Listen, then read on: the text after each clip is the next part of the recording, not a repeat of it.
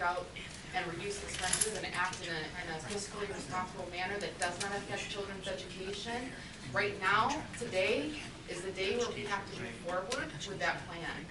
And so that's what I expect to see in exchange. I will not have this conversation next year. I will be on the board next year, but I will not have this conversation where there's no movement or change. So that's my commitment to the shareholders of the community, and I hope that everyone joins in that. Yeah, and just to think about it, even if we get 100 of the, how many, buried 650 students, right? About 650 students are outside of our district, we would not have to have this conversation at all. We're our own worst enemies. Can we have some, the community is our own worst enemies. And social media is a horrible thing. And if you go on the average residents united to keep our schools, everybody thinks they're sending their kid, and I will never forget this as long as I live. When the academy became the academy, these parents literally thought they were sending their kids to Swickley Academy for free. And I looked at them and I said, what are you talking about? This is what they think they're getting. Perception is everything. And Val, you're right. But we can't control. We're working hard. Teachers are working hard. Staff members are working very hard to maintain and retain and bring back the students we have. I don't know how you do that for the rest of the general public, Val. And with the opening of 7th and 8th grade, it worries me. It worries me. Yeah, I think I'd like to summarize things by saying there are so many good things going on in this district, and we all, including people sitting at this table this evening, seem to perseverate on what our kids are not getting, and that is not true. We just saw Janice do a presentation where we've doubled the AP course offerings, we've doubled the amount of kids in AP courses, we have all of our kids in K&1 through A2I reading, most of them at grade level, and our PSSA scores have not increased dramatically. That is not the only measure that we need to be looking at. We have made great strides, and I wish that everyone in this room and people further out would start to begin to take note of all of the good things that are happening. And I feel like a broken record. I'm in these buildings. I see way, way, way more good than bad. I see people here tonight that are with kids on a daily basis who do wonderful things with kids. Some of the kids coming to us are extremely needy. That does not make our district a bad district. And I will continue to fight that good fight and continue to tell people what a great place this is, because it really is. And when we say because of one test score we're not good, it's not true. I have 60 slides that we're going to go through tomorrow at the retreat, all of which show growth and progress in this district. Growth and progress are measured in a myriad of ways, not just by a single test score. And that's what we need to start to look at here. We've got many, many successful kids. Just ask Kim Recipio about her 2 children.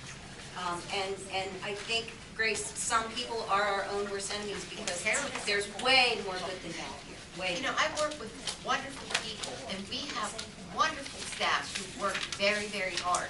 And I have Joe, 2 very successful kids yes, who graduated. And Dr. Welter, you're one of those people that work very hard.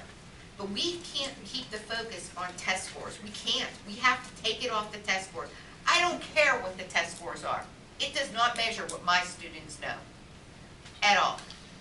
At all. Well, make sure the public knows what you're sensing. Then you need to say that.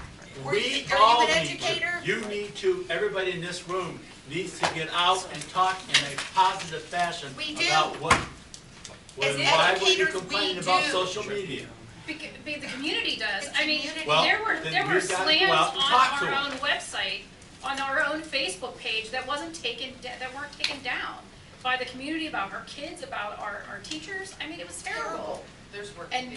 So, but test scores are a measurement. I mean, that's the reality. You know what? They're a measurement for what? For monies, and that's it. And because to get these kids into college, guess what? Val, and you'll see this. These girls sitting right here, Ashley behind her, Casey, my student, Lauren was my student. you guys, where did she go? I don't know where she went, right? They were all my students. They are not a sum of test scores. I'm These just- women that are here, You there's have to young men understand too. though, it is a reality as wonderful. well. There's no, my I children know, go to the school. you know that obviously. though, and I know that, but we gotta pull focus So. someplace else. I agree with Dr. Welter.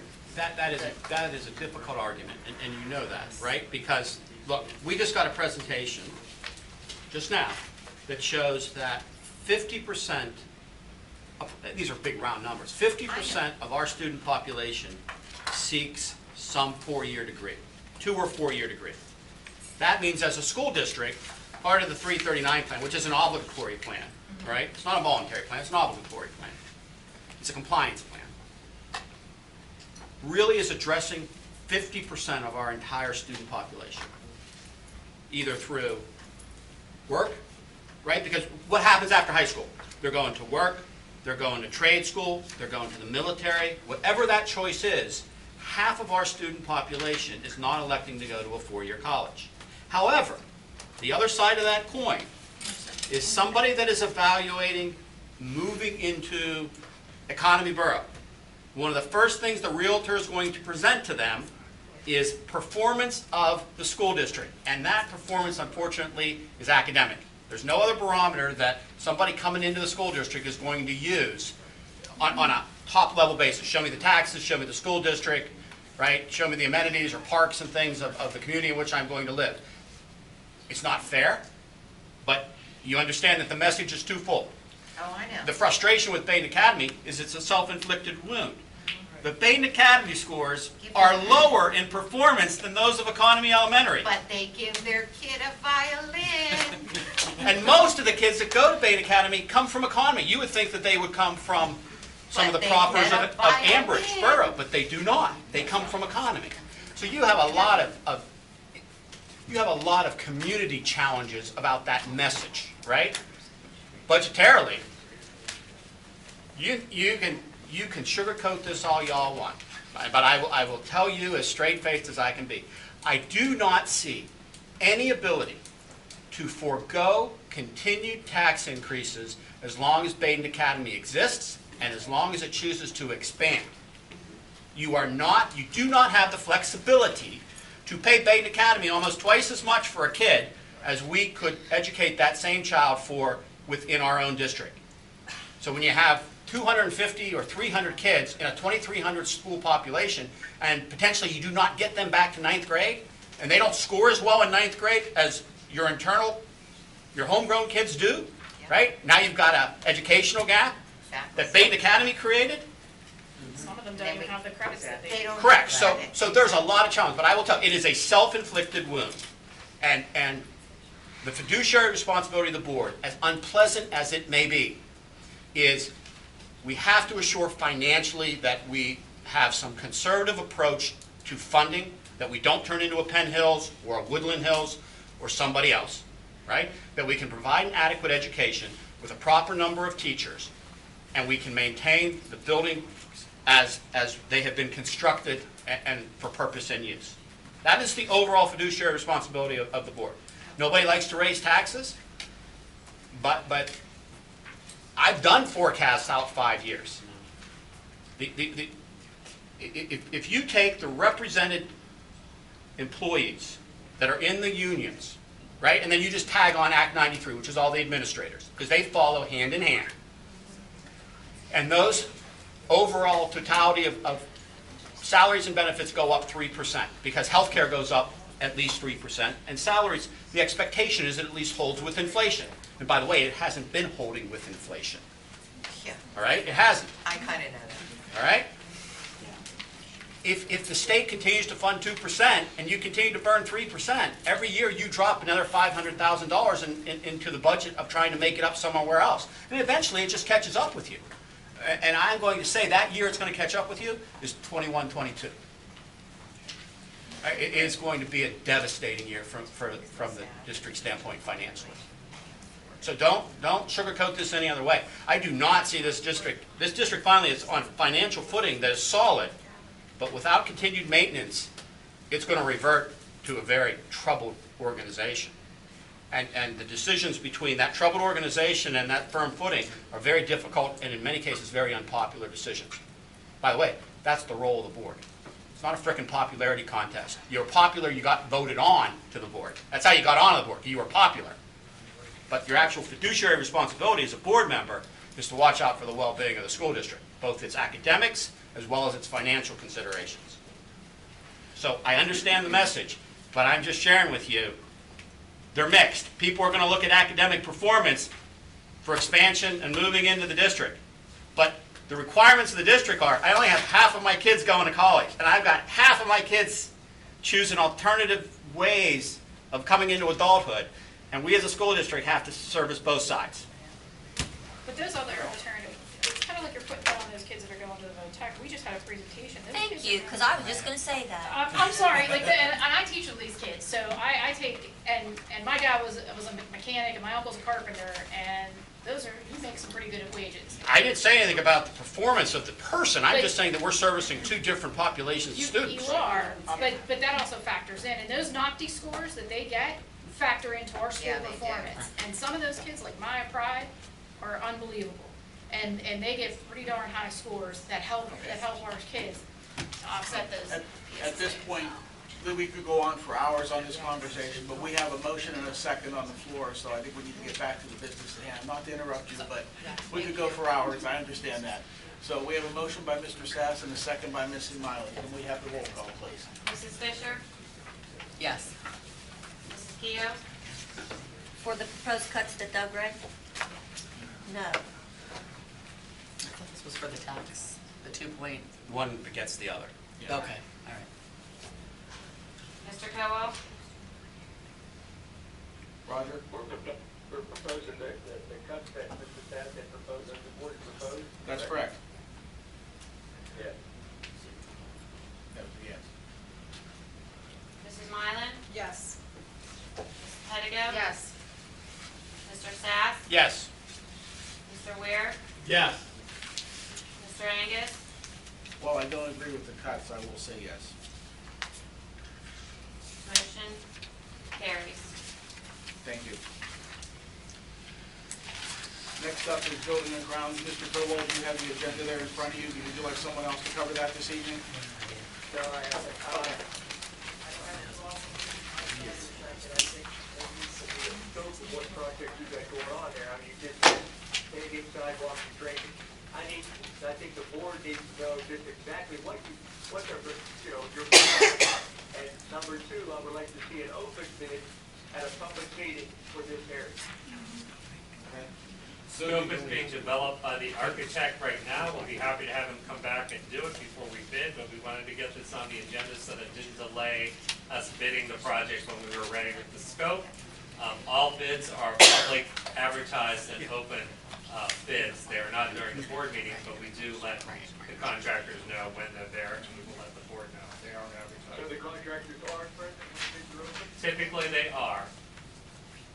Have the bids been released? When the bids are open, that's fine. None of the bids have even been prepared. The scope of work has not been prepared. I would like something sent to the board concerning just exactly what we're gonna do. How many feet of sidewalk, how much drainage? how much Once parking the lot? scope is developed by the architect, it will be given to the board, and I'll have Matt France back here to talk about the scope of the project. Okay. Okay. So you're making a motion for item number one, Roger? Okay, I have a motion for item number one under building and grounds. Do I have a second? Second. Thank you. Any other discussion? If not, then roll call for building and grounds, please. Mrs. Fisher? Yes. Mrs. Kehoe? Yes. Mr. Cowell? Yes. Mrs. Mylan? Yes. Ms. Pettigo? Yes. Mr. Sass? Yes. Mr. Weir? Yes. Mr. Angus? Yes. Motion carries. Athletics, Mrs. Fisher, anything this evening? Nothing to report this evening. Thank you. Public relations, Mrs. Miley. Nothing to report. Okay, steering and rules, Mrs. Kehoe. I'd like to make a motion to accept items 1 through 5 as presented. I have a motion for items 1 through 5 under steering and rules. Do I have a second? Second. Thank you, Mr. Weir. Is there any discussion on those items? Roll call, please. Mrs. Fisher? Yes. Mrs. Kehoe? Yes. Mr. Cowell? Yes. Mrs. Mylan? Yes. Mrs. Pettigo? Yes. Mr. Sass? Yes. Mr. Weir? Yes. Ms. Mr. Angus? Yes. Motion carries. Anything under legislation, Mrs. Kehoe? No voting items this evening. Okay. Salary schedule and labor relations, Mr. Have Beer? no issues, President. Thank you. Mr. President, sir. Personnel, in particular Mrs. Walker, I'll ask Mrs. Mylan to take that this evening in her absence. Thank you.